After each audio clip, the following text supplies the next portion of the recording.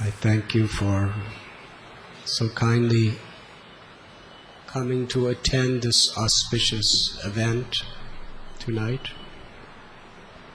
It is my honor and privilege to be amongst you. I was asked to speak on the subject, the power of love. Perhaps this is the broadest and deepest of all subjects, which can be approached from many angles of perception. Let us begin by examining the idea of love as it is known in the world we live in today. When two people say, "Let us make love," what does that mean? Who would like to say? You have all heard this expression, to make love. It means sexual experience. In the name of love, this is the practical idea that people are very much influenced by. Kama, or lust. In Chaitanya Charitamrita it is said that metal is one. There is gold and there is iron. Love is like gold, and kama, or lust, is like iron. It is so influential in the world. That is the basic theme of the movies. They spend hundreds and millions of dollars on some movies, and they make profits sometimes of billions of dollars on movies. Yes? And they're usually love stories. Somehow or other that always has to be a part. And on the television screen, we have our satellite antennas. People all over the world. Recently I was with one American godbrother. We were driving through some very downtrodden, poverty-stricken area of Bombay, where people were living in little tin shacks with burlap bags as doors. But practically every house had a television antenna on top. And mostly, what is the subject? Various type of love stories. Advertising, one of the greatest ways of promoting any product, whether it's paper or glue, is with a beautiful woman or a handsome man, to somehow or other connect that need to express passion that's within the heart toward their product. Fashions are very much to attract the opposite sex, to awaken passion. Krishna says in Gita, Kama esha krodha esha rajoguna samudbhava mahashno mahapapa. That it is lust, it is kama, only Arjuna. This great symbol of sin, which is later transformed into wrath when unfulfilled, which is the all-devouring, sinful enemy of this world. The scriptures declare that this material universal creation is maitunya agara, which means everyone is shackled by these attractions of sex. The power of perverted love. The power of this kama is so great. It drives people mad. It defeats even the greatest conquerors of the world, historically. Shall we examine both from the Western and Eastern point of view this subject matter? Just to give it a very universal idea.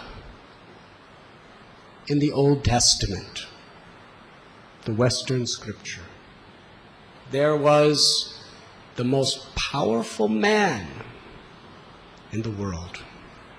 His name was Samson. Before he was born, an angel appeared to his parents and told him, your son will be very powerful and he will free the Israelites from slavery by his great strength, but never cut his hair.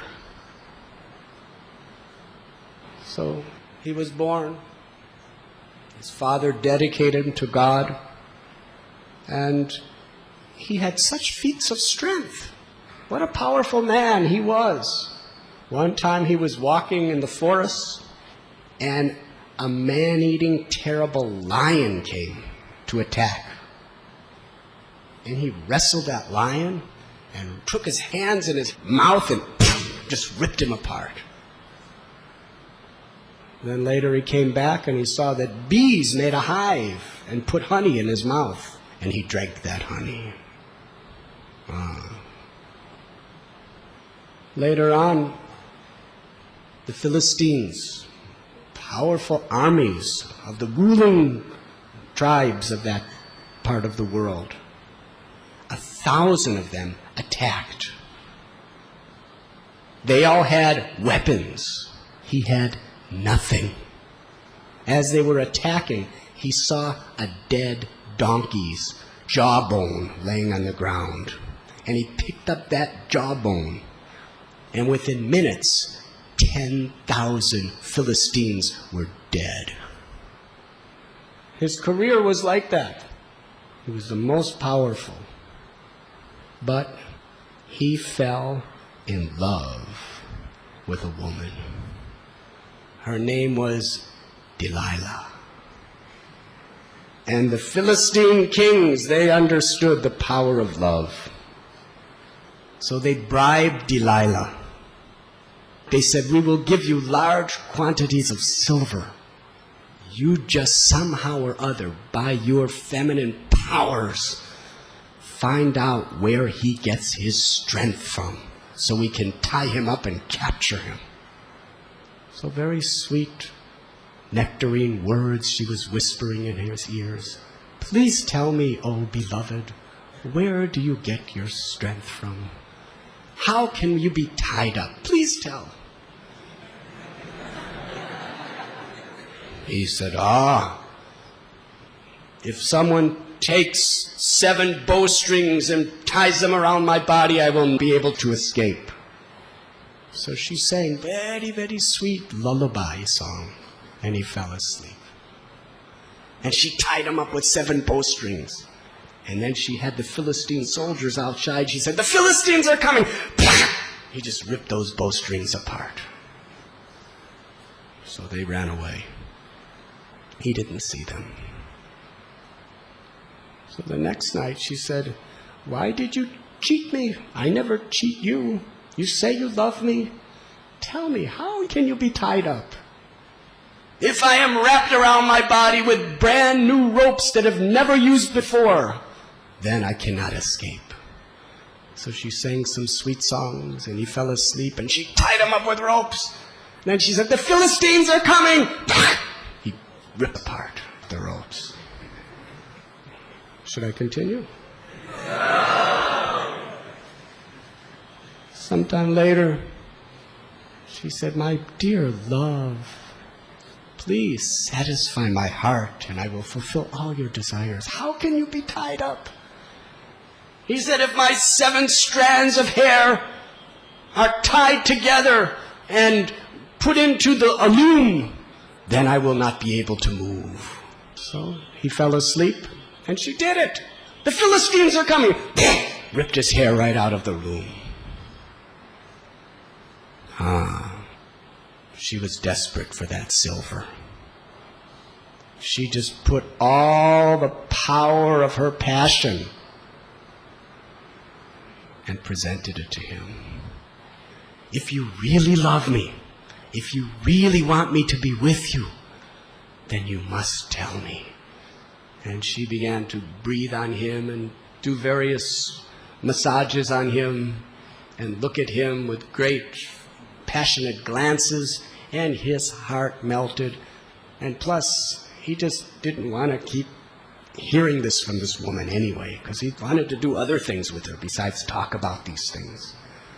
So he became completely bewildered, deluded, infatuated by Delilah. And he said, I will now tell you the truth. If anyone cuts off my hair, I will be like any ordinary man. So she sang sweet, sweet, passionate songs of love. And he fell asleep. And his hair was cut off. And she said, the Philistines are coming. And they just picked him up and bound him with ropes and imprisoned him and made him a slave. And she got the silver. Haribo.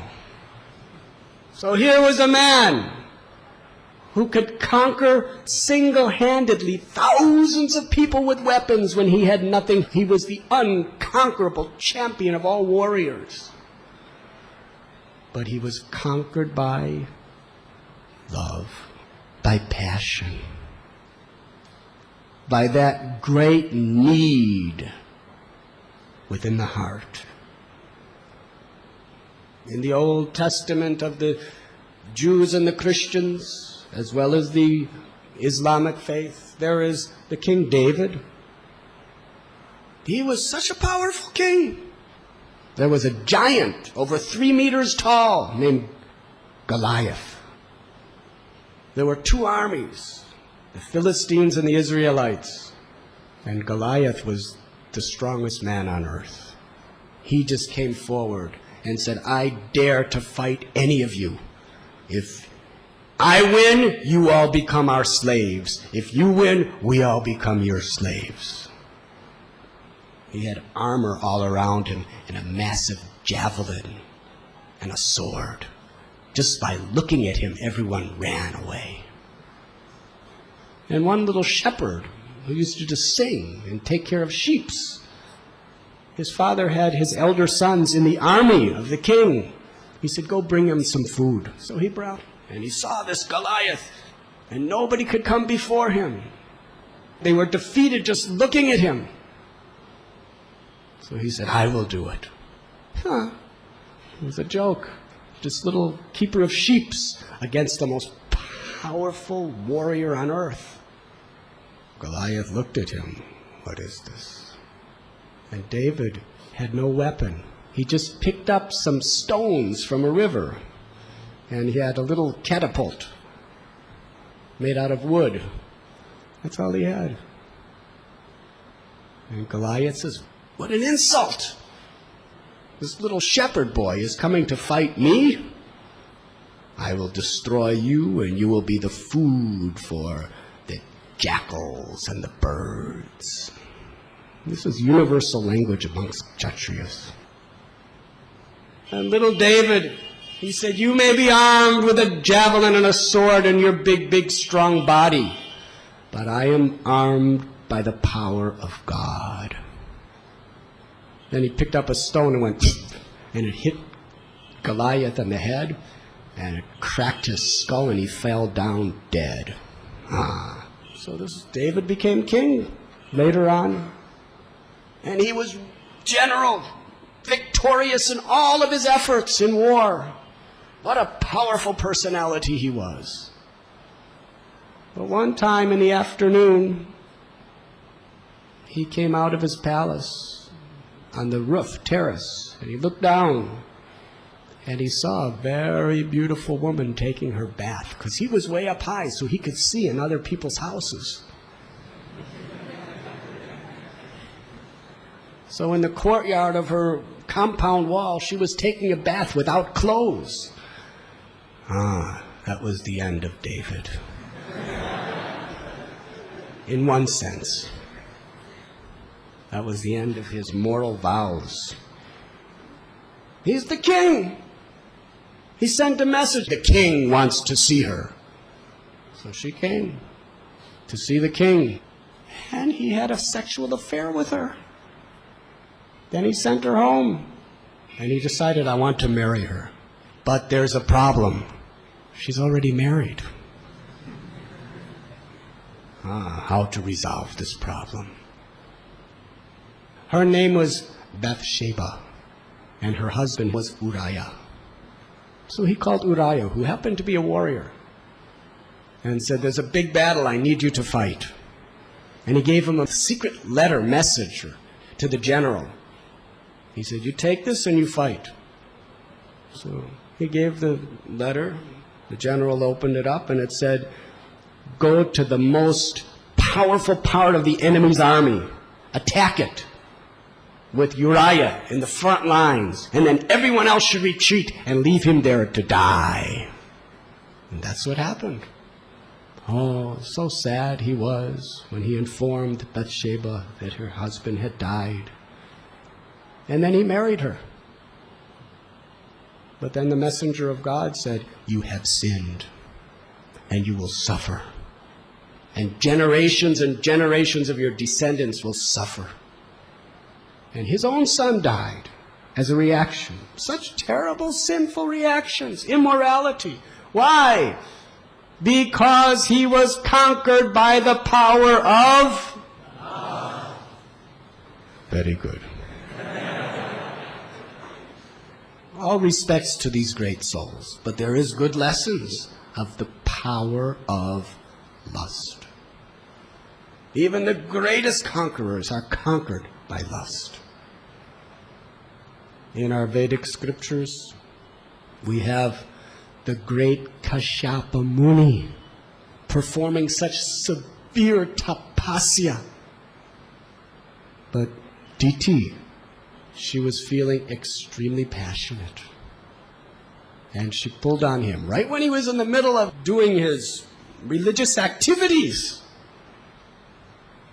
And he could not withstand.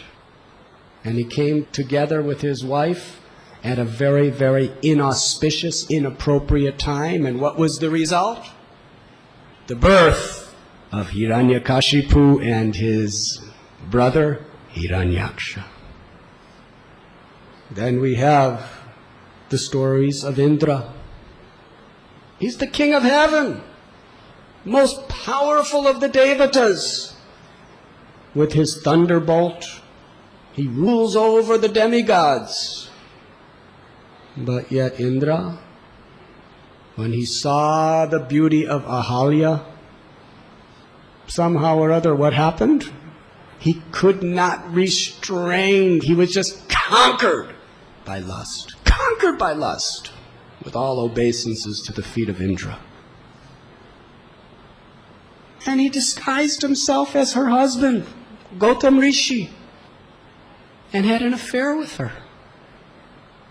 And then Gautam Rishi happened to come and cursed him.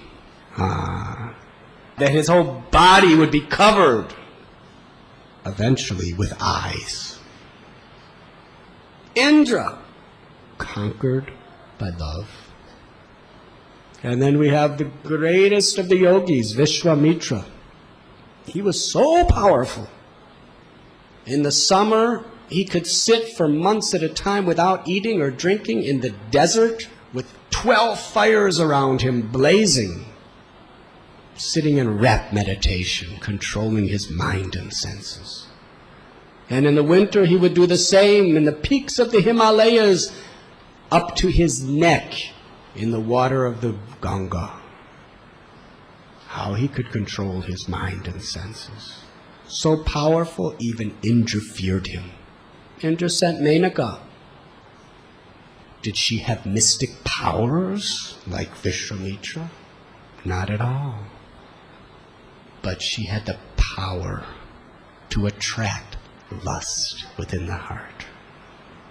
Just by the tinkling of her bracelets and her ankle bells, he was conquered by... Correct. And there's the great Sobari Muni. He was such a great ascetic. how he can control his body, mind, and senses. Compare yourself to him. He could go underwater for months at a time, absorbed in samadhi. How many of you could do that even sitting on a nice couch? Powerful person. But he happened to see two fish, a male and female, having an affair together. And he was conquered by the power of... Correct. We have spoken about histories in the history books. Now look at today's society. In the Western world, powerful Christian preachers. There was this Jimmy Baker. He had millions of followers. He was on television. If he would say, give a donation, hundreds and thousands of dollars would be coming within minutes into his hands. He had such power to speak. And he was speaking morality, ethics, dedication, and faith. And then he was caught having illicit sex with prostitutes. And what happened? He was conquered by... And when he was exposed, he lost everything. He ended up in prison. Plus he exploited a lot of money too. Vishwanath Chakravarti Thakur said, money and the opposite sex are the greatest dangers. He fell to both. And then there was an even more powerful evangelist, Jimmy Swaggart. And he was telling the world this Baker was just a bogus person, he's immoral, he's unethical. He had tens and millions of followers. He would go to a stadium and tens and thousands of people would come to hear his words. Millions would hear him on television every day. And they found somebody took videos of him leaving his wife in the middle of night to go to the houses of prostitution. And they showed it on television. He was finished. He lost all of his followers. He lost all of his credibility. He was conquered by the power of God. Correct. And the Indian yogis and gurus, those very, very famous yogis, some of them lived in Himalayas for many, many years. I don't want to mention names. The Western names I don't mind mentioning in India.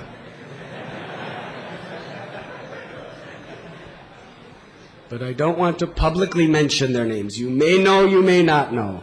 But some of these great yogis, some of these great gurus with millions of disciples, some with hundreds and thousands of disciples. Some of them have mystic powers. They teach meditation, they teach asanas, they perform miracles. Just off the top of my head, I could think of about 8 of them. Most famous.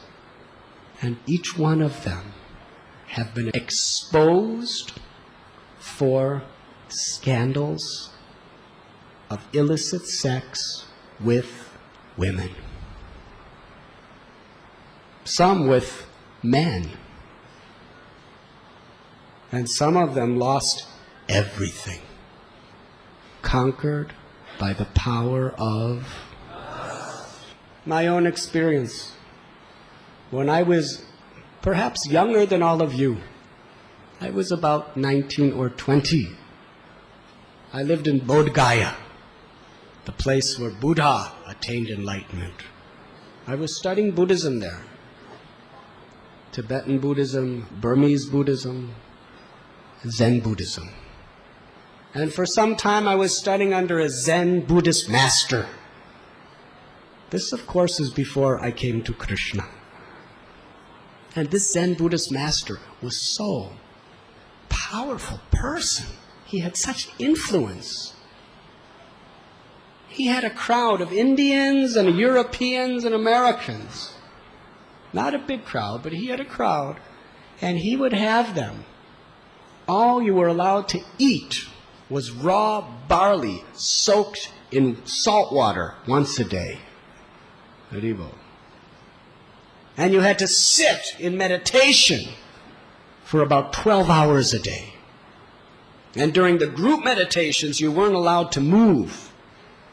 And if you moved, his meditation was watching to see if you'd move.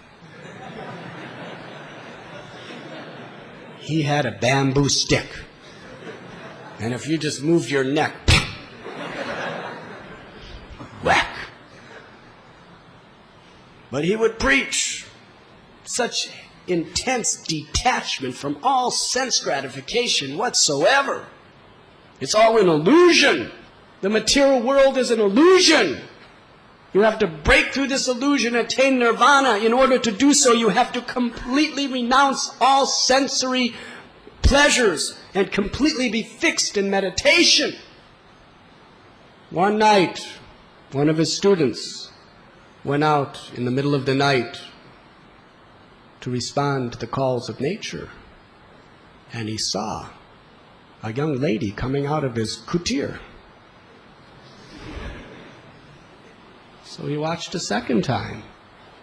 And then he asked the lady, "What are you doing in there?" She told him. There were some foreigners there. They became so upset with this Zen master.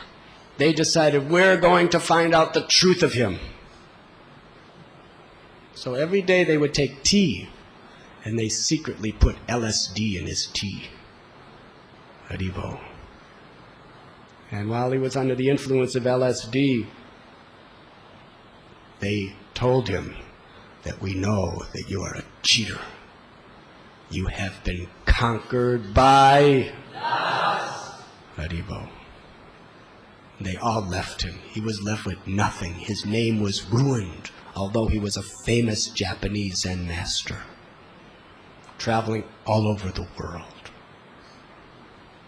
Many of the biggest gurus of India have lost everything, conquered by the power of us. A few years ago, who was the single most powerful political figure in the world? The President of the United States. Not the present one, but the previous one. I will not mention names. And he was not only famous because he was the commander-in-chief of the armed forces, the Army, the Navy, the Air Force, the Marines. They were at his disposal.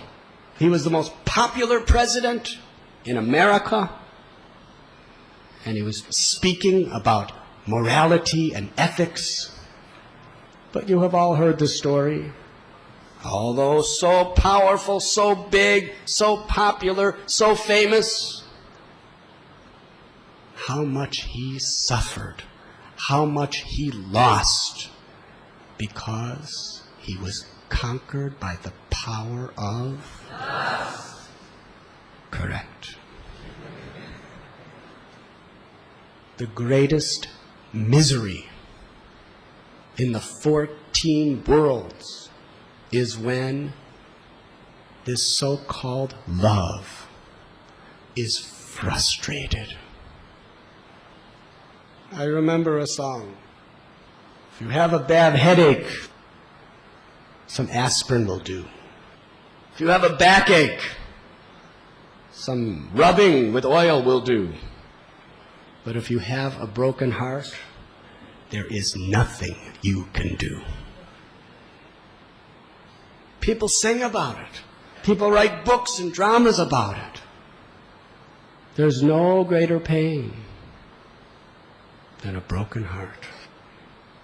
When that propensity, that need to love is reposed in someone, and then that someone cheats you, or deserts you, or dies. There's no greater pain. Rarely do people commit suicide due to physical miseries. Even people with cancer, even people dying of terminal diseases, rarely do they commit suicide. But when their lover leaves them, they cannot face life. You know the famous words of William Shakespeare, "To be or not to be, that is the question." Do you know what that is in reference to? Romeo and Juliet. Haribo. Romeo loved Juliet, and Juliet loved Romeo. It is a common tale, but true. But somehow, by the interference of the parents and the society, they were not allowed to associate with one another. They tried everything, but when they understood it was impossible for them to marry or to be together, to be or not to be, that is the question. Should we live or should we die?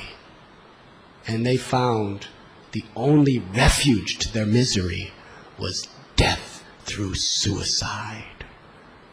They were both conquered by us. Correct.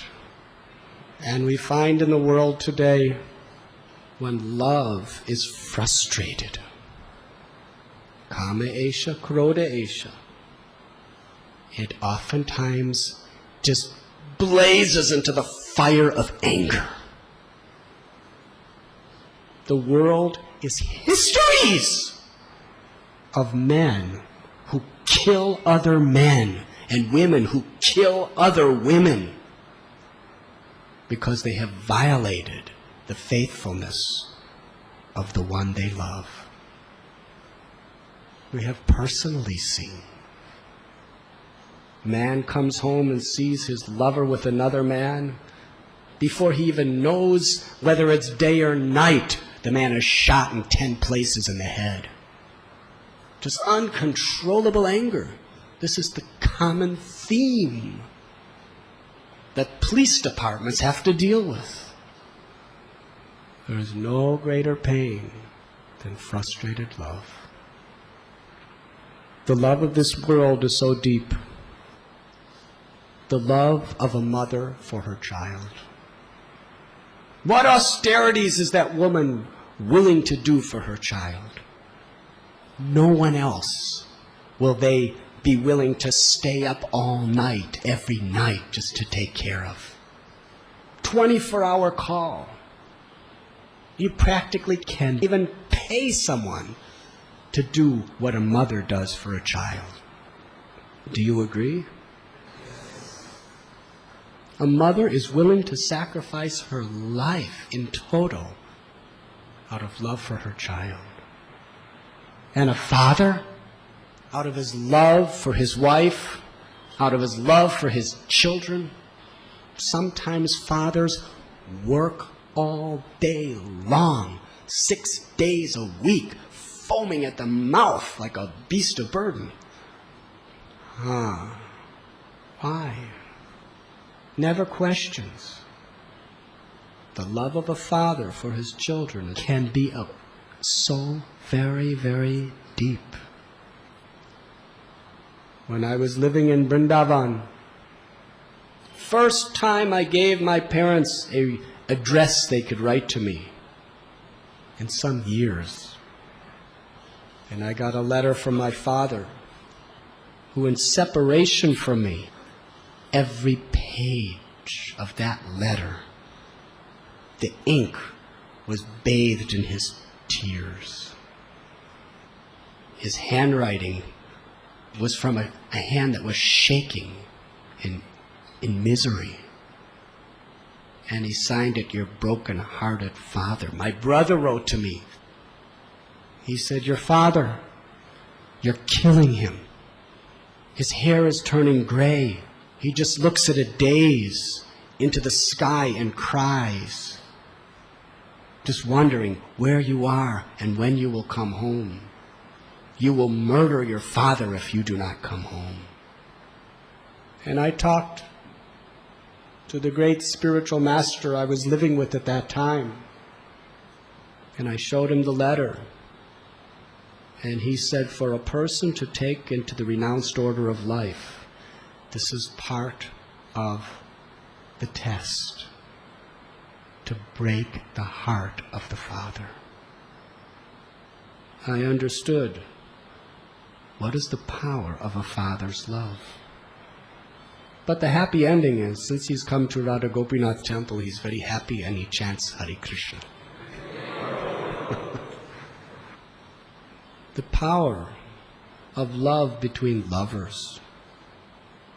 In the United States of America, in the middle of the 19th century, there was a civil war. Have you heard of the Civil War of America? The entire nation was divided, north and south, and each one built up massive armies to fight and conquer each other over economic and ideological conflicts. One nation became two enemies. Hundreds and thousands, if not millions of people died in that bloody war that lasted years.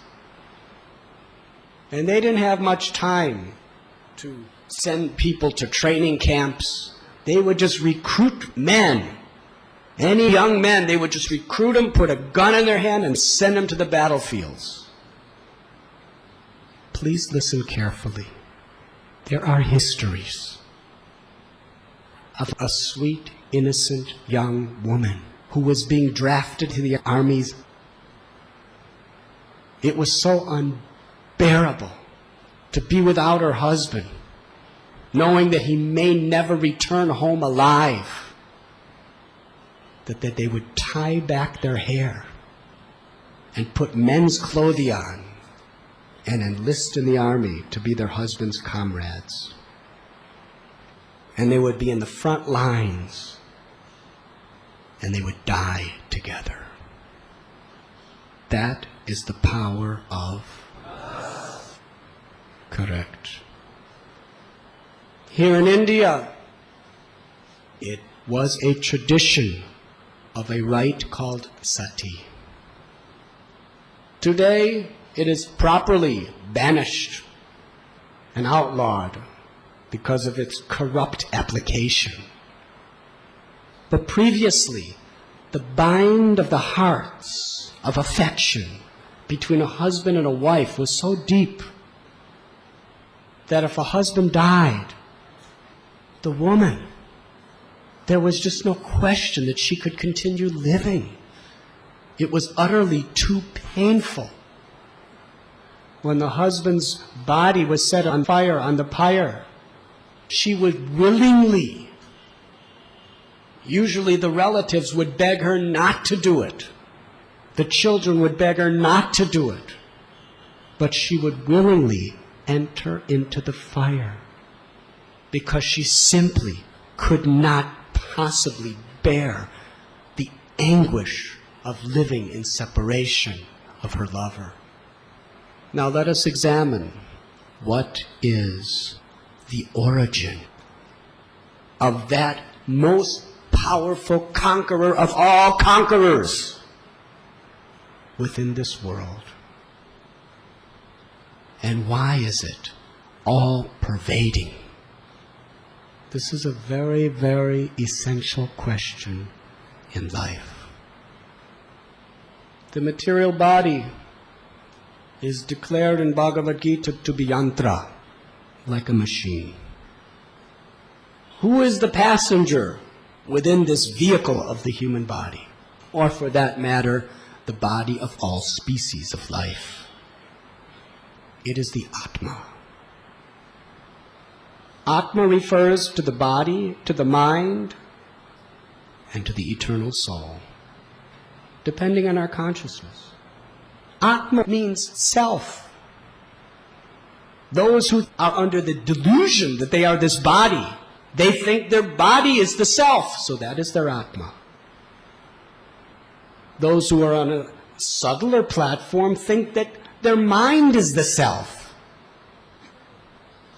But the life-giving force of the body and the mind is the Atma, the soul. When that soul leaves this body, the body is dead.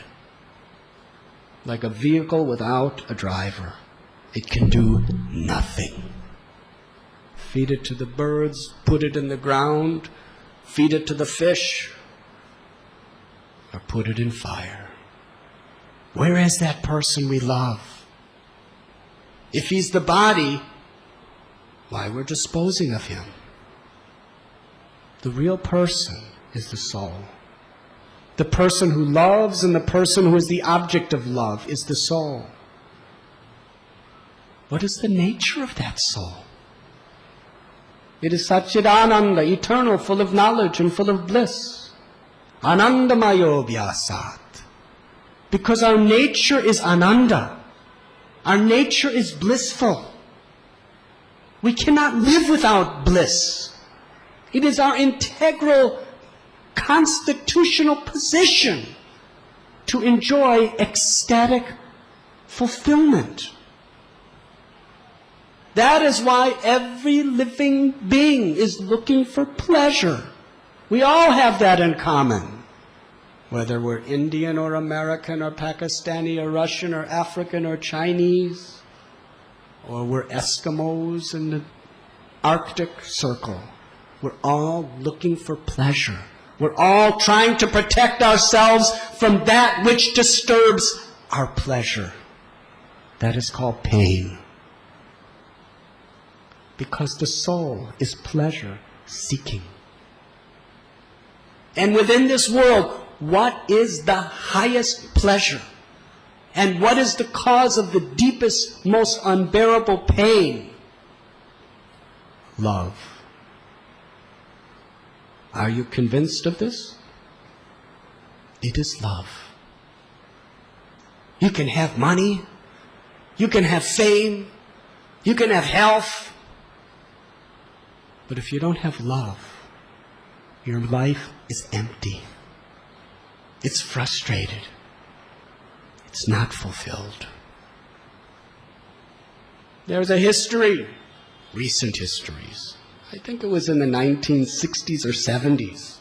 The most famous musician. He had millions of young ladies screaming just upon seeing him. What to speak of when he played his guitar and sang. Women would fall unconscious. Haribo. He made millions and millions and millions of dollars. He was famous. He had big mansion, beautiful cars, everything a man could want. But then he found his wife betraying him. Hare Krishna. He went out with a shotgun shooting at her in a car. Totally frustrated. He had everything in the world, but he was miserable. Why? Because he was conquered by... It is the essential need within the heart of every living being to love and to be loved. Depending on our free will, of how and where we decide to direct that propensity to love, that propensity for pleasure,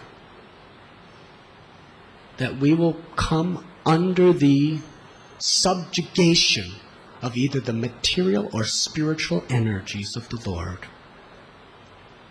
For those who direct that propensity to love and be loved towards selfish, egoistic, temporary experiences, they come under the control of Mahamaya.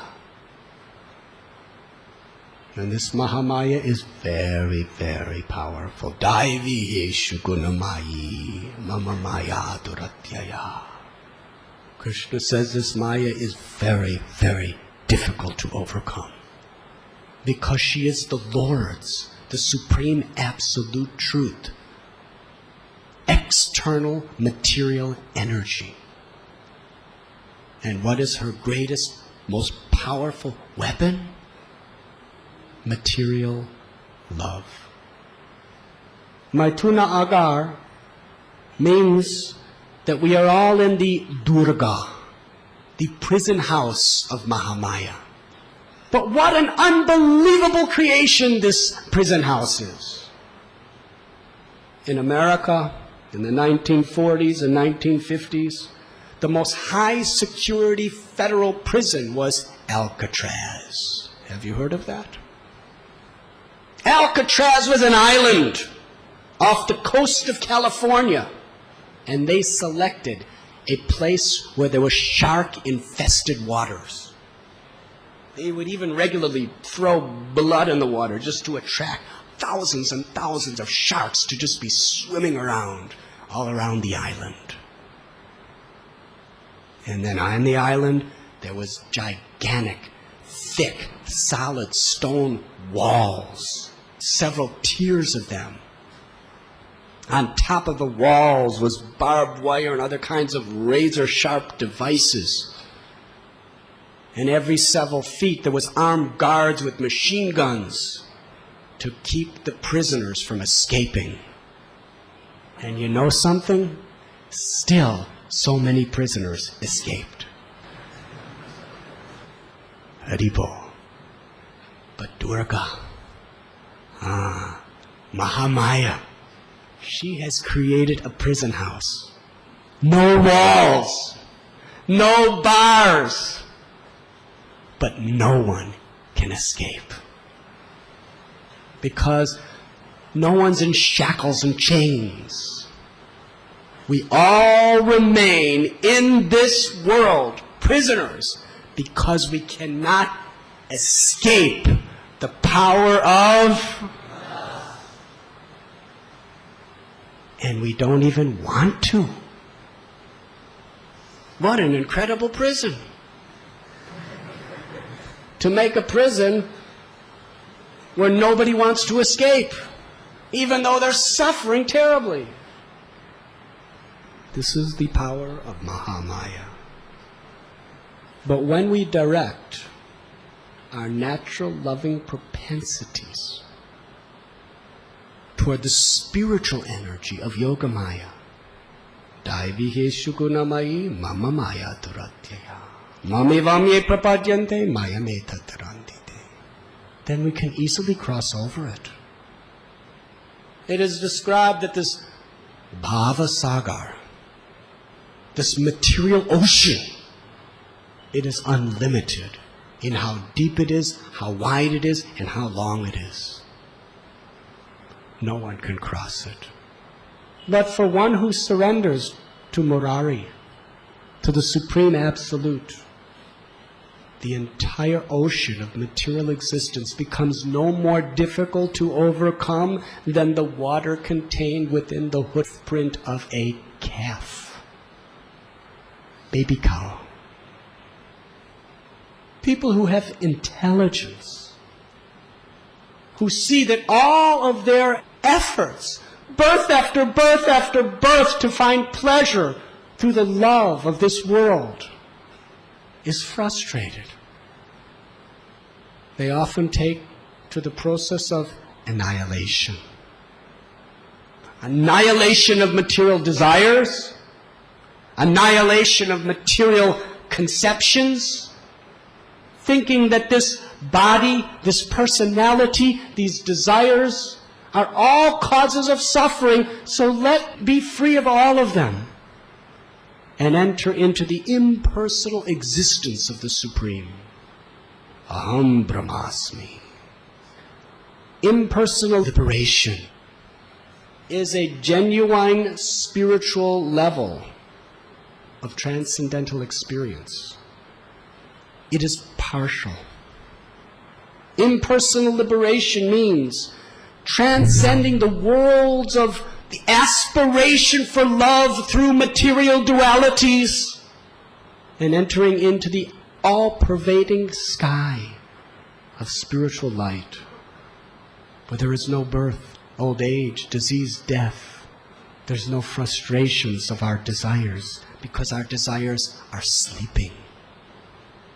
However, the Shastras explain that from that state, eventually, one falls down again into material dualities. Why? Because although there is perfect relief from all sufferings, we have not fulfilled the essential need of the soul, which is to reciprocate pure love. Brahmeti paramatmeti bhagavaniti sabjate. Therefore, the great acharyas in our great scriptures declare that the highest, most complete realization of the absolute truth is Bhagavan, the Supreme Personality of Godhead, who possesses all opulences in full, who is the source and the completeness of all beauty, knowledge, strength, wealth, fame, and renunciation. The absolute truth is called upon by the name Krishna. There are many names of God. Krishna is the all-inclusive name because Krishna is all attractive. Krishna has the power to attract all of our soul's propensities to love. He is the ultimate object of everyone's love, universally. Sri Rupa Goswami, he wrote, if you are attached to material wealth, society, friendship, or love of this world, do not go to Jamuna on the banks of Keshi Ghat. Because standing there in his threefold bending form with a peacock feather in his hair, playing the flute, is Govinda. When you see him, your heart will be stolen. Param dristva nivartate. We can transcend all of the passions of this world when we experience the unlimited pleasure of Krishna's love. Sripad Jamunacharya of the Ramanuj Sri Sampradaya prayed that I was terribly addicted to sex life and the pleasures of this world. But now that I have tasted the sweetness of serving Krishna, when I think of these passionate things of the world, my lips curl in distaste and I spit at the thought. When Krishna plays upon his flute, his love, which permeates the holes of that flute, permeate the entire atmosphere of Vrindavan, and all living beings become captivated. The Jamuna River, which is flowing downstream, starts flowing upstream. The wind stops to hear. The cows lift their ears to drink the nectar and become motionless. The calves that are drinking the milk from their mother become so much inundated by love for Krishna that they cannot even suck. Tears flow from their eyes and they embrace Krishna within their hearts, heart to heart. The little baby gopas, the little baby children, they just start crying. They want to run out to the pastures even though they can't walk to be with Krishna. The gopas, they dance and they cry in ecstasy. And the gopis, they are willing to leave everything.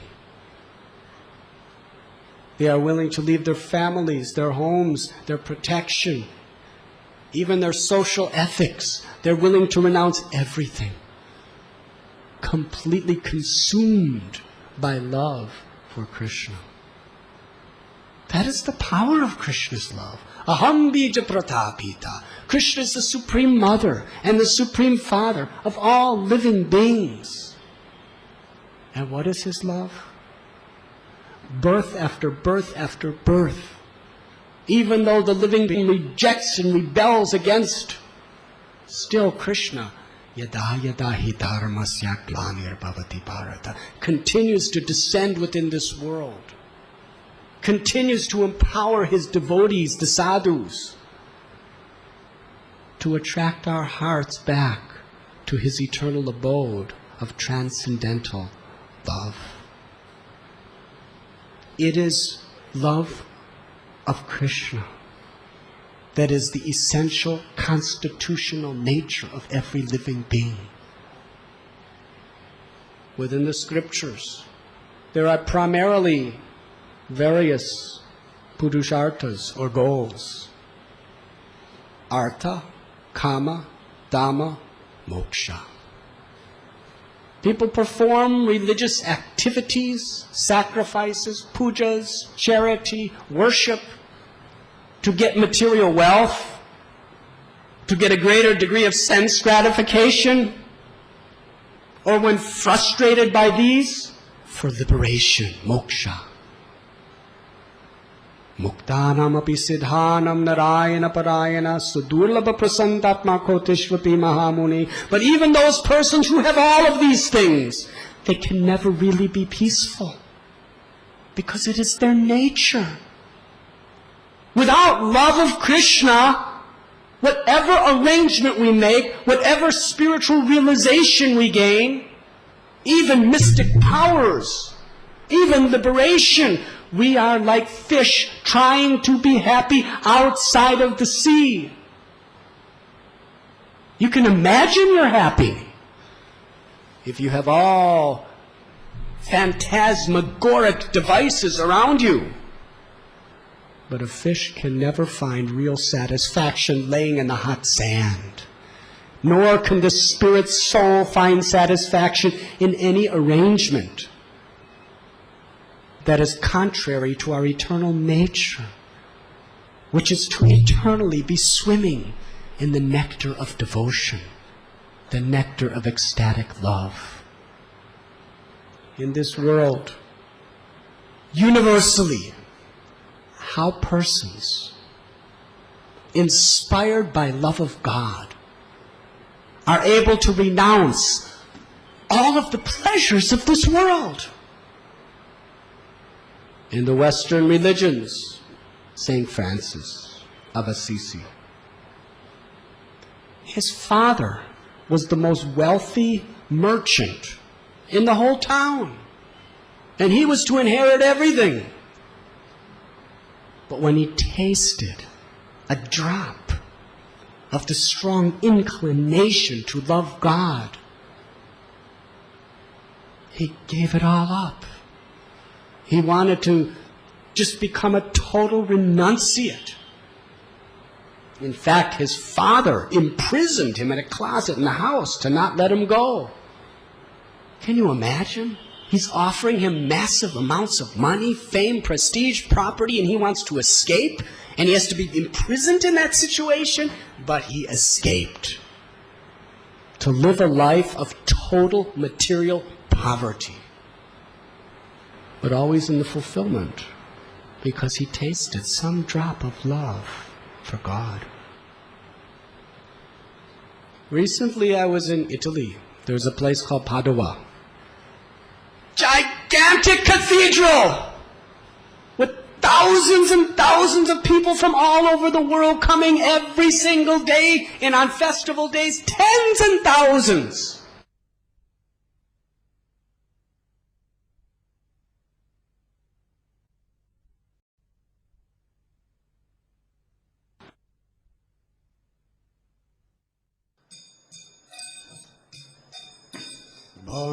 The following is a continuation of the Prerana lecture given by His Holiness Radhanath Swami Maharaj, recorded on November 29th, 2002 in Mumbai, India. Shri Guru Vaishnava Vaishnavanscha.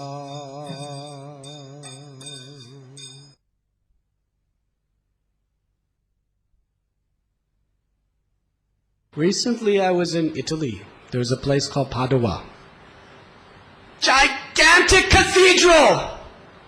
With thousands and thousands of people from all over the world coming every single day, and on festival days, tens and thousands. It's the Samadhi for Saint Anthony, who also came from a wealthy family, renounced everything, lived total poverty in devotion to God. There's no kings. There's no wealthy multimillionaires. There's no athletic stars or dramatic scriptwriters. That 700 years after his death, there's millions of people coming to see him and pray to him. And gigantic cathedral in his honor. We read about Rupa and Sanatana Goswami. They were the prime minister and finance home minister of the whole kingdom. Fabulous wealth, massive palaces, beautiful estates, fame, prestige, youth, beauty, everything. But when they met Lord Chaitanya Mahaprabhu, their love awakened. And on the basis of that love, they renounced everything. On the basis of that love, Sanatana Goswami was willing to go to prison. And ultimately in Vrindavan, they would sleep under different trees every night, wearing tattered cloth, doing madhukari, begging for some roti, giving up multi-millions for poverty, materially, but their eyes were always saturated with love of God. They wanted to share the ultimate wealth with the world because they were conquered by the power of love. But this is real love. Raghunath Das Goswami. He was the only child of the entire family. 2 brothers, Govardhan, Hiranya, Majmadar. They were landholders with mass wealth, power, prestige. He was young, he was handsome. He got married to a woman who was more beautiful than an angel.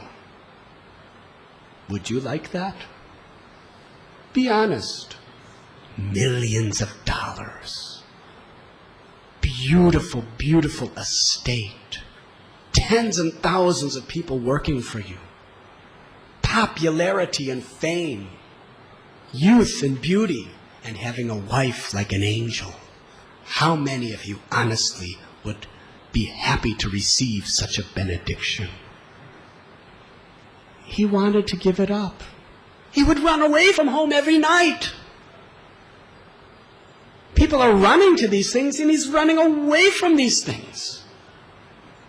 His parents had to have 12 guards on 24-hour alert in strict vigilance, guarding him day and night from escaping his material luxuries and beautiful wife, Haribol.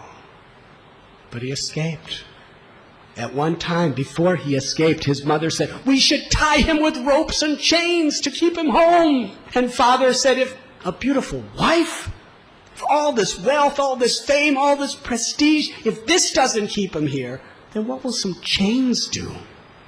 He has been affected by love, by the mercy of Lord Chaitanya. He gave up everything. He lived in Puri and later in Vrindavan. He just slept under trees. Just take a little palmful of buttermilk every few days.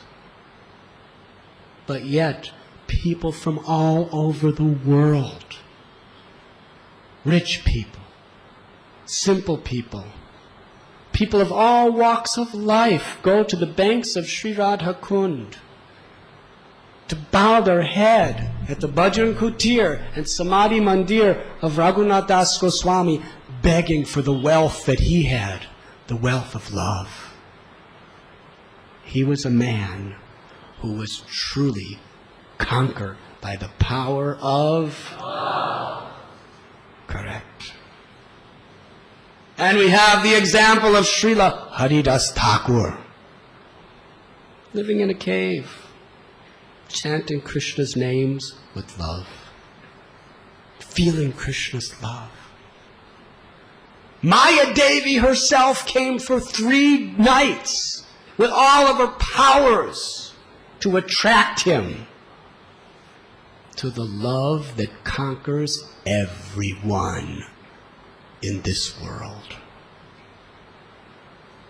That same Maya that deluded Samson and Delilah, that deluded David and Bathsheba, that same power of Maya that conquered Kashyapa, Sobari Muni, Vishwamitra Muni, Indra, that same power that conquered so many great yogis, gurus, and sages of today and of the past, both in the East and in the West, that conquered the President of the United States. That same power of Maya, when she creates frustration within your heart due to not fulfilling the demands of love, creates havoc, suicide, anger, murder.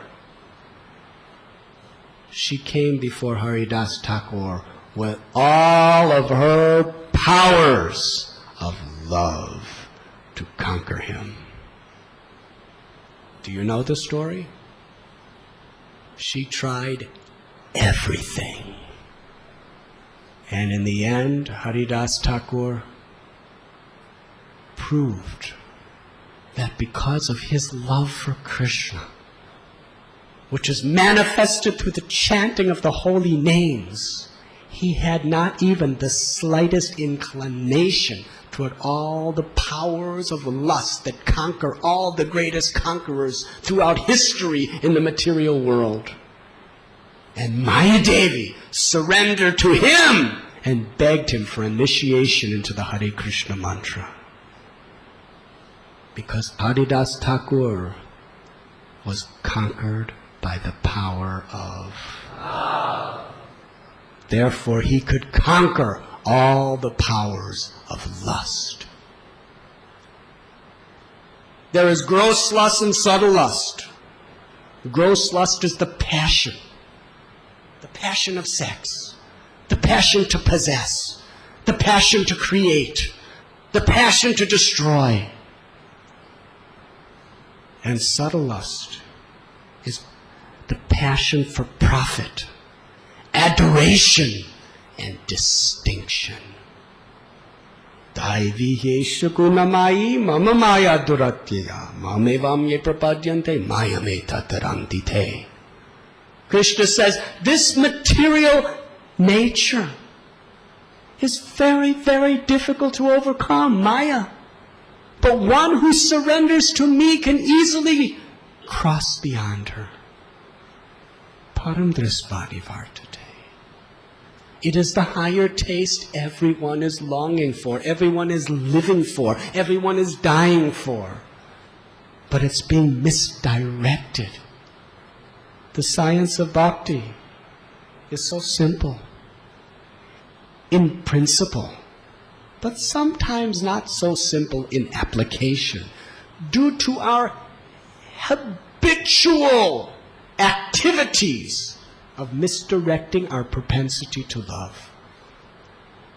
All we have to do is take that same passion for pleasure and love and direct it to Krishna.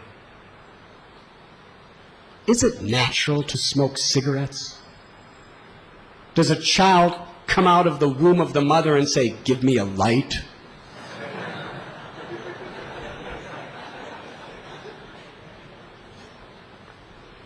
Ravana did something like that. It's unnatural. The first time a person smokes a cigarette, they don't like it, they hate it. I've seen. Give a person his first cigarette. Do you like it? Yes, yes, it's very good. Because they want to impress people. If you want to be cool, then you must like smoking cigarettes. It's a social matter. People don't do it because they like it. They do it because it's a social prestige. At the beginning, nobody knew it's harmful to the health. But then after people found out, they're addicted to it. And now it's become such a socially prestigious thing to do, to have this stick of poison hanging out of your mouth, that people don't even mind if they're going to die. In fact, it's very, very faddish. It's the heroic thing to do in this material world of prestige and society. When they started putting that cigarettes is dangerous to your health on each pack, people started buying more cigarettes. So heroic. I am willing to die for sense gratification. Oh, please accept my obeisances. That is the world. But then once you're addicted by that poisonous nicotine getting deep, deep into your lungs and into the fibers of your body, you can't give it up. So difficult. If you see a chain smoker try to give up smoking, they go through all kinds of nicotine fits. They become wild and crazy. They're just longing and longing, longing for the next cigarette. Have you seen such people? Is it natural?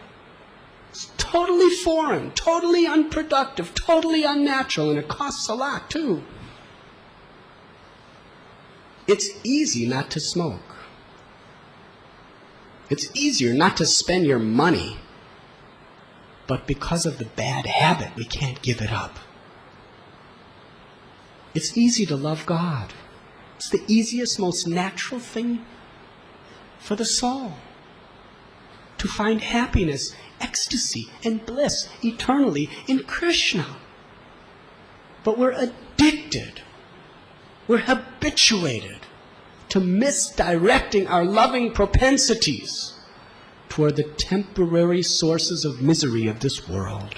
Yehi sansparashacha bhoga dukkha jonaya evate atyantavanta konte anate shuramate Buddha. Krishna defines intelligence in Srimad Bhagavad Gita in this way.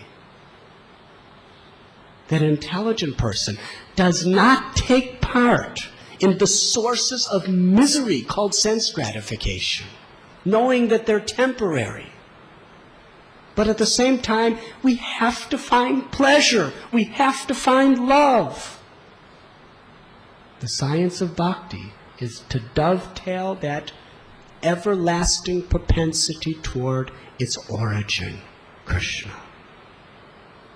King Prataparudra, he was a great king of Orissa. Out of love, he wanted so much to serve Lord Sri Chaitanya Mahaprabhu and Krishna that he was willing to give up his wife, his family, his everything and become a beggar in the street. Why? Because he was conquered by the power of love. He didn't have to do that. He remained a king and used everything. His family, his children, everything was used in the service of the Lord and all of his wealth and power and influence. He was a man of spiritual perfection.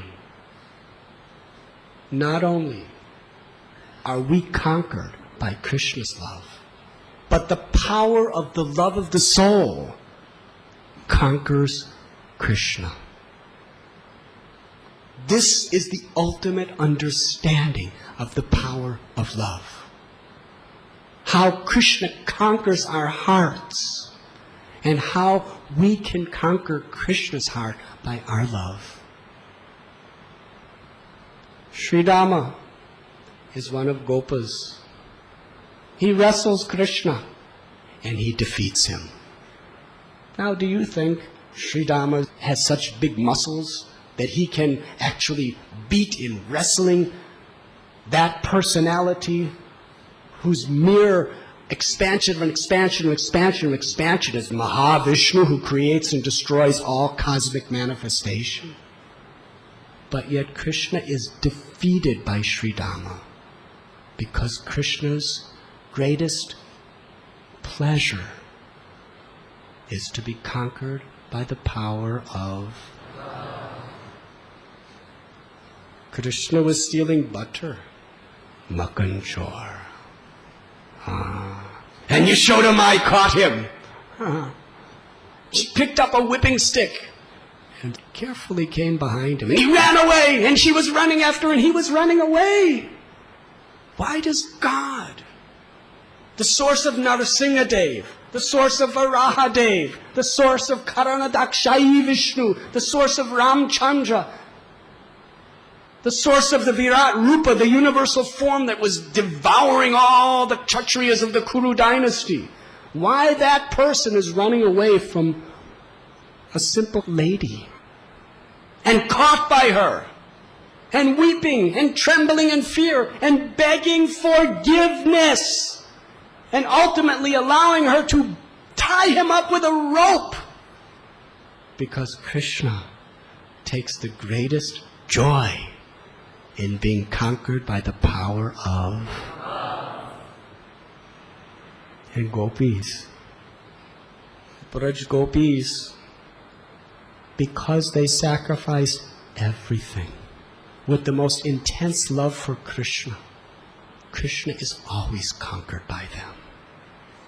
You know the story of how Krishna sent his messenger to great sages and rishis and told them that I have a headache. The only cure is the dust of their feet. Huh? If I put the dust of my feet on Krishna's head, I will go to hell. I cannot do such a thing. Then he was sent to gopis. Immediately they collected all the dust they could find on their feet and put it in nice little packages and said, bring it to Krishna, go now. Don't you know what the reaction of this will be? Yes, of course, we will go to hell forever for putting our feet on Krishna's head. But we don't mind. If we can help Krishna be relieved of his headache even for a moment, we are willing to go to hell forever. That is love. Srimad Bhagavatam teaches the purest conception of love. Svai pungsho parodharmo yato bhaktiradhokshache ahoitakiya pratihata yayatma suprasiddha. The supreme occupation for all humanity is pure loving service to the Lord. In order for that loving service to completely satisfy the self, it must be unmotivated and uninterrupted. It must be unconditional, selfless. The complete surrender of the heart to the object of our love. That is the constitutional need of every heart.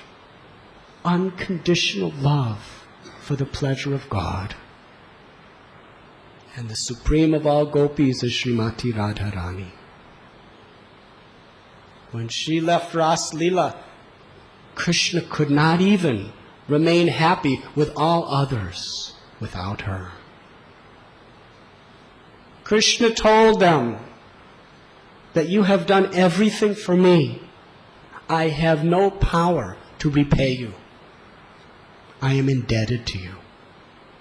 The Lord of all worlds is saying, I have no power to repay you.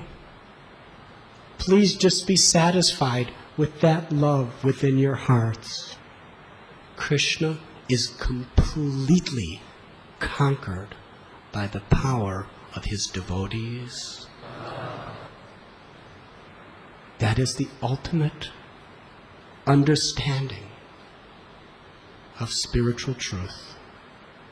And we all have that power within us, the power of love. But we have forgotten it. It has been lost. It is not gone. It is simply lost. The cloud of forgetfulness has cheated us of our real aspiration in life.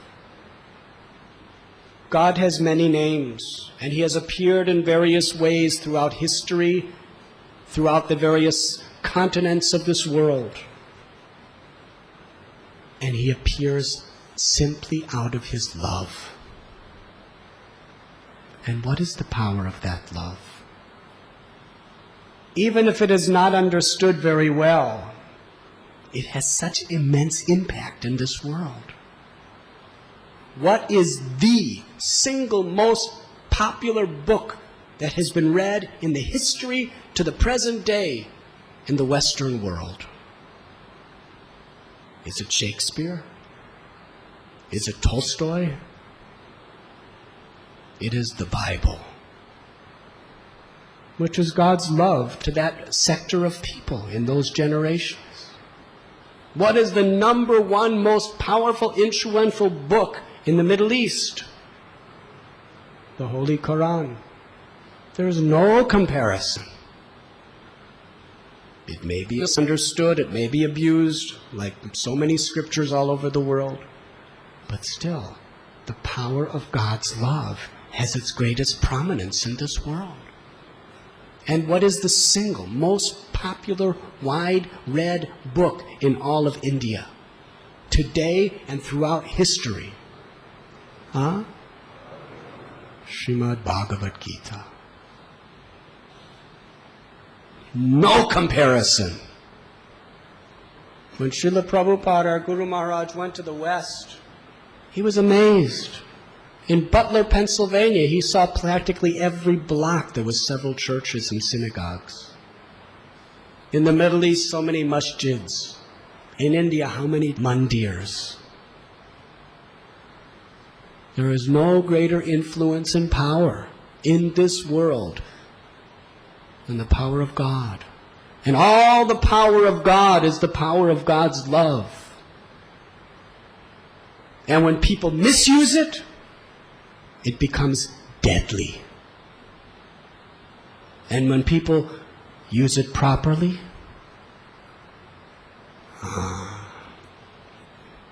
it becomes the source of salvation and bliss.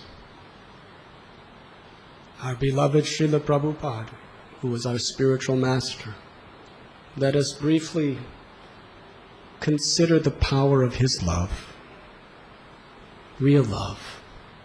Love for God. When you love God, spontaneously and naturally, you love every living being. Because every living being is part and parcel of Krishna. When Srila Prabhupada was 70 years old, he arrived on the shores of America with no money, no friends, no contacts to help him. He just suffered several heart attacks, seasickness. Shortly after that, he had stroke. He could have come back to India and live in Vrindavan happily and peacefully for the rest of his life like so many others. But his heart was weeping in compassion for people who have forgotten the power of God's love and the power of their own love, which has been forgotten. The power of his love, the strength of his compassion, transform people. Hundreds, thousands, tens and thousands. People who never heard of Krishna. People who were atheistic. People who had totally materialistic conceptions of religion. people who are addicted to drugs, people whose lives grew up with the fashion of having illicit sex as just a natural part of life.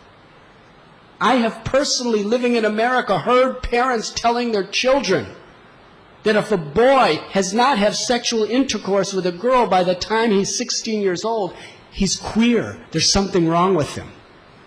This is what the parent is teaching the son who's 16. Haribol. From that culture, from those generations, people who were eating meat in the womb of their mother. When Prabhupada was living in Butler, Pennsylvania, one family of an Indian man and his wife, they were feeding their infant baby child pureed beef. The child's become addicted to eating meat before he even knows what it is. Illicit sex, intoxication, gambling, meat eating, atheism, rebellion. The young generation totally rejected anything that anyone above 30 told them. And here Prabhupada was 70 years old. They gave up illicit sex. They gave up meat eating. Unheard of. When I told my parents I was a vegetarian, they said, then you will die. No protein, death stands before you. They gave up all intoxications. They gave up their atheism. They shaved up their fashionable long hair with shaved heads. They gave up their cool Western clothes to wear monk robes.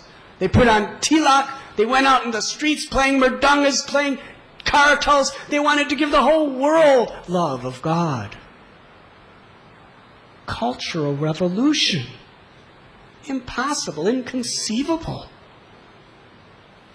People asked Prabhupada, can you show me a miracle? Prabhupada said, my miracle is I have made hippies into happies. Previous, they were addicted to sense gratification, sinful activities, and atheism, and now they're pure, moral, saintly persons dedicating their lives to the service of God. He started with nothing and no one. And just in a few years, he had 108 beautiful temples, thousands of disciples, millions of books teaching the world how to love God. How was that done? By the power of his... Say it loud, please. That is the real treasure. Krishna doesn't teach in Gita that you have to renounce everything. There is a need in society for a certain class of people to renounce everything to enlighten others, so that they could put their full attention on enlightening others. But the vast section of society are meant to be pure, unalloyed devotees of Krishna, while being students, householders with wife, husband, children, raising them in a spirit of love for God. Businessmen, commerce, lawyers, doctors, engineers, architects, farmers, teachers, professors, bankers. There's a need for all different sectors of society. In the arts, Arjuna was a warrior. He was not told to give up his profession or family. He was told to work in a spirit of love. Work in a spirit of devotional service.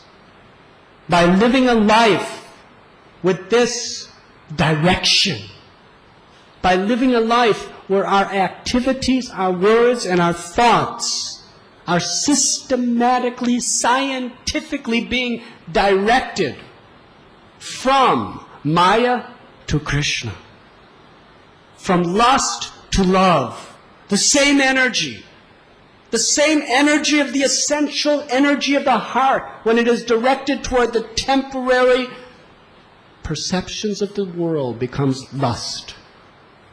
And when it is directed toward Krishna, it becomes love. That is the purpose of life, to awaken the power of love, selfless love.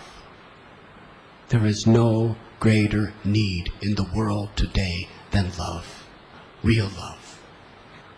And you have that.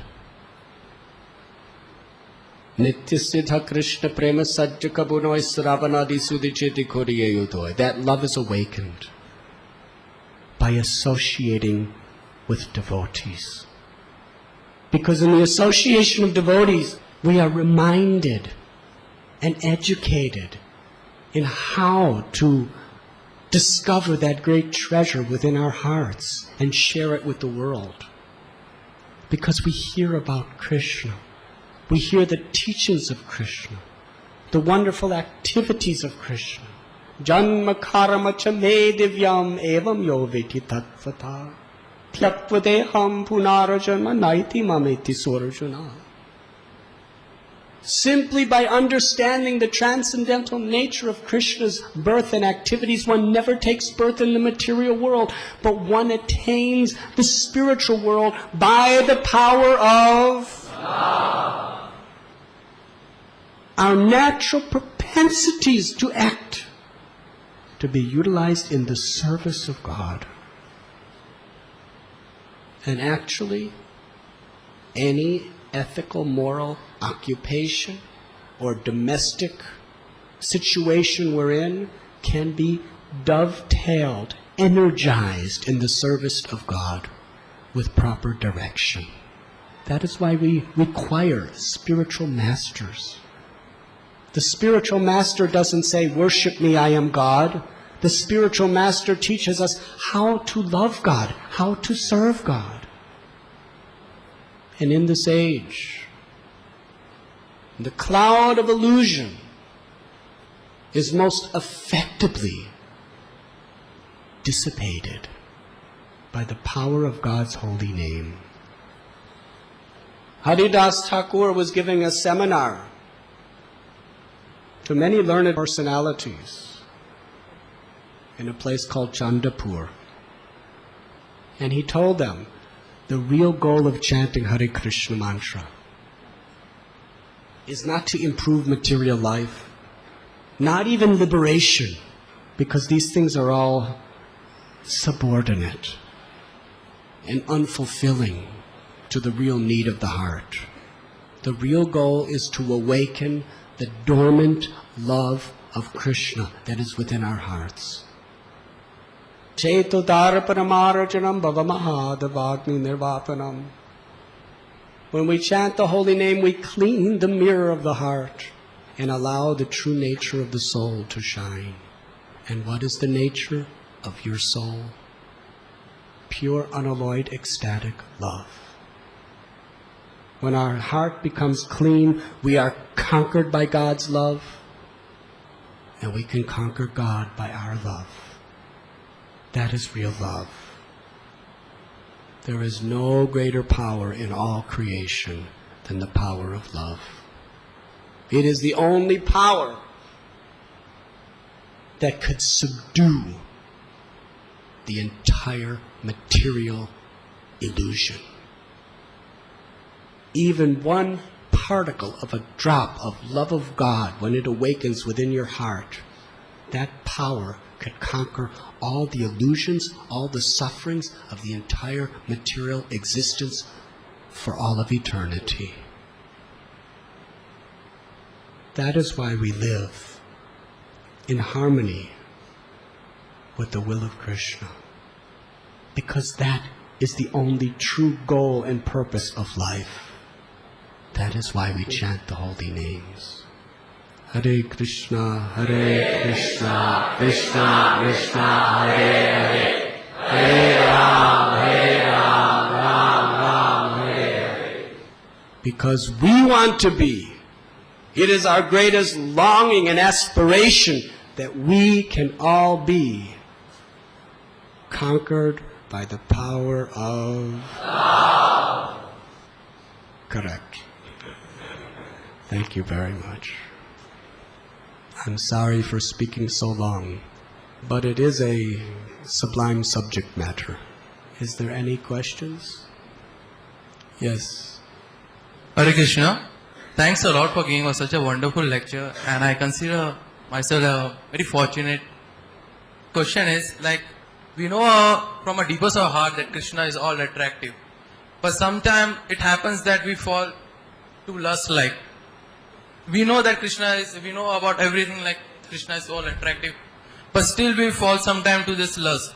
You may call me as a fool, like knowing everything, still we fall to lust, but I don't consider myself as a devotee, but trying to be a devotee. So people like who are in my stage, like me, how do you?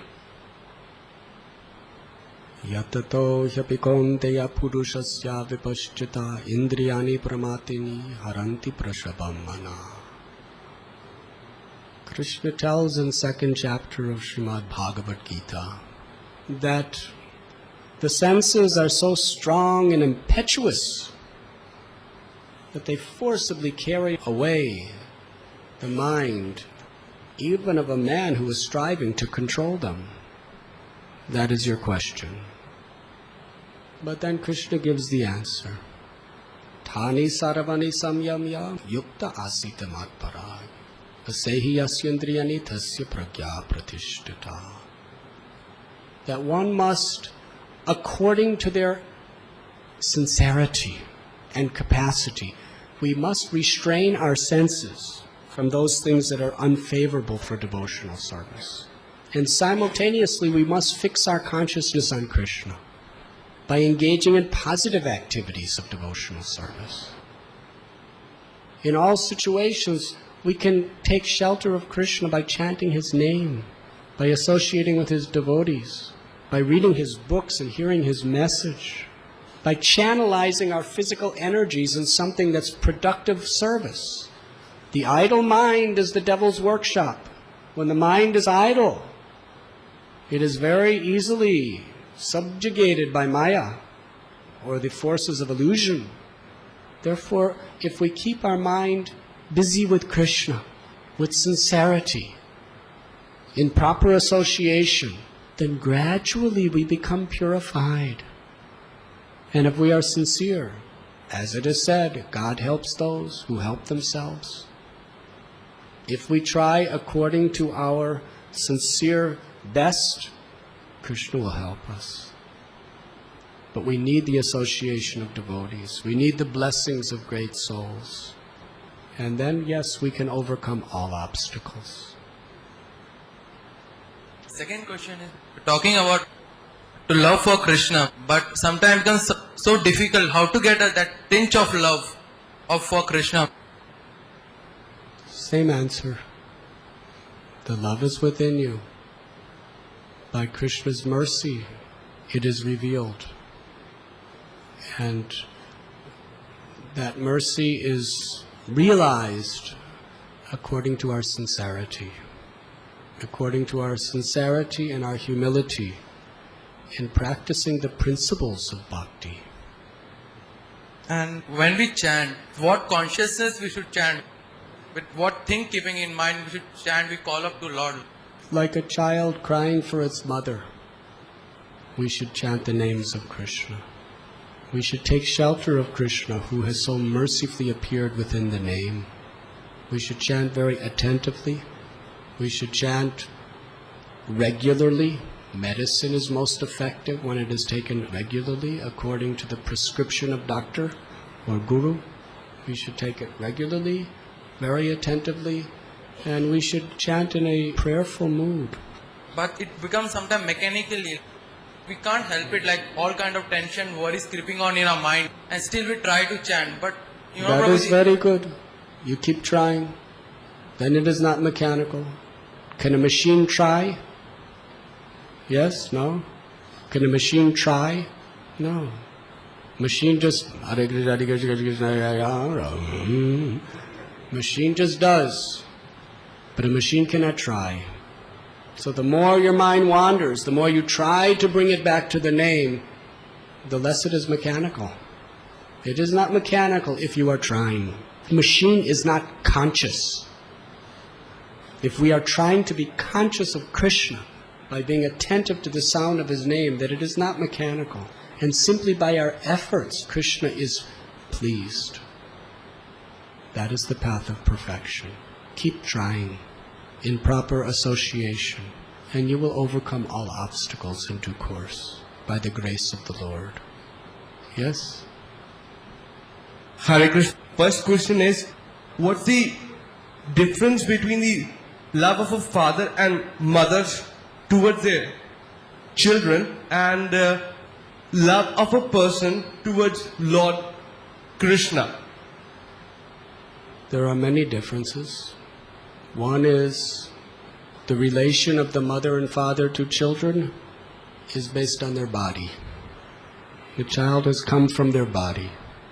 But their body will die, and where will the love be? And the children's body will die, where will the love be?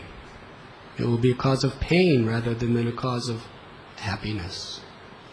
So it's based on temporary misconception that I am my body and they are their body. But real love is understanding that I am the eternal soul, and I am part and parcel of the Supreme Soul, Krishna. That love is eternal. That love only increases to a higher dimension after death. And it keeps increasing to higher dimensions in this life.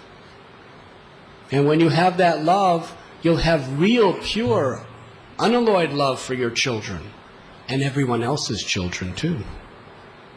Therefore, it is perfect love. Yes. Is it possible to convert the love into the lust? Yeah, lust into the love. As Tulsidas Goswami Ji Maharaj writes in Ramcharitmanas at one place that Kame nari piyari jimi loviya priya jimidam timi raghunath nirantara priya lagahum. So how it may be possible, please explain this. The whole lecture was explaining how it is possible. For the past 2 hours, we have been explaining how it is possible. Yeah. By chanting Hare Krishna, it is possible. As we have learned in the past year, there are two aspects of life. Negative aspects, this life is a house of miseries. Daily we see so many people dying in front of our eyes. It's right. We see people suffering every day. So it's right. It's very easily understood. So it's like it's grasped by us. But if you tell me that if you do a particular spiritual activity, it may benefit you and you can come out of it and you can really get the liberation or the love of God one day, it will be difficult for me to, You're practice. asking things that you cannot see, why should you believe? Is that the question? Yeah. And if I believe also, so how do I go about it as an initiative in the process? Everything you believe is very much influenced by the unseen. You believe who your mother is? Huh? You believe who your father is? How do you know? Do you actually remember when you came out of the womb saying, it's you? You have no remembrance. You believe, not because of your mind and senses, but because people have told you. Yes? Beyond your sense perception. Do you believe Mahatma Gandhi lived in India? How? You didn't see him. You believe because you read books and you hear from others. Reliable sources. Do you believe that there are atomic particles within your body? Huh? How do you see them? Do you see the protons and the neutrons and the atoms and the molecules? No, but you believe because books and scientists tell you. Yes? So there are so many things we believe. Practically everything in history that we believe is based on what we have heard from others. And that's why you go to school. Practically everything you're taught in your universities and colleges are things that are beyond your sense perception. You need others to help you to learn. So the highest of all sciences, the greatest of all education, is understanding who you are, what is the origin of life, what is the origin of existence. These are important subjects. And the Vedas are history books that explain perfectly on the authority of God and have been accepted by the greatest, most self-realized persons throughout the world's histories. Persons who conquered others by the power of love. Yes? There may have been many great conquerors in India, but none are so loved and revered as Ramanujacharya, Madhvacharya, Sri Chaitanya Mahaprabhu. These are persons who created revolutions in people's hearts on the basis of their love, God's love.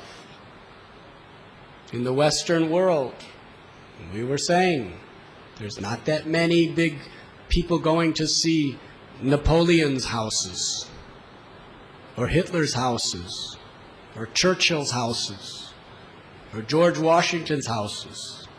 But how many hundreds of millions of people are going to God's houses? Huh? Most powerful, influential people are those who have that power of love. Real saints who have shown contentment, equanimity, compassion. Anybody who has ever had those qualities, they accept the words of the scriptures. They accept the existence of the Supreme. Throughout the world, are they all wrong? Are they all an illusion? Are they all just sentimentalists? Or are they experiencing something sublime? Something that the scientists and the engineers who don't have God consciousness, they don't have that.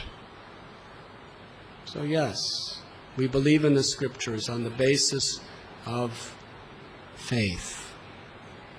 But it's real faith. It's realistic faith. It's based on authority and it's based on great persons. And if you don't have that faith, then you live your life in faith of very fallible, greedy people. But you can't live without faith. Or you have faith in your own fallible mind and senses, which is victimized by greed and ego. You can't live without faith. But who are we going to put our faith in? And where will that faith lead us? Hare Krishna. We'll have one more question and then we'll have kirtan. Yes? Thank you very much for this wonderful enlightening talk, Maharaj. I have one question. How do we practice being in love and at the same time being detached? Being in love with Krishna? Being in love with Krishna and with others. How do we go about being in love in our daily routine life and at the same time being detached? The perfection of detachment is attachment. Haribo. The perfection of detachment is to become completely attached to Krishna, to service to Krishna, and to those who love Krishna. When we have that pure attachment, then naturally we are detached from egoistic, selfish pursuits and desires. That is Gita. Param Dristvani Vartate. When we experience a higher attachment, then we become detached from the lower, selfish, interested attachments. So we do not want to detach ourselves from immorality and sins simply for the sake of detachment.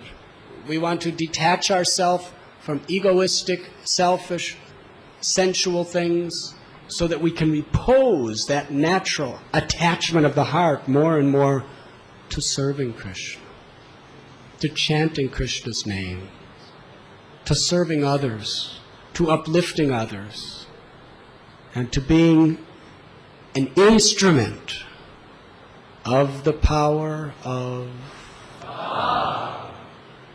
Thank you very much.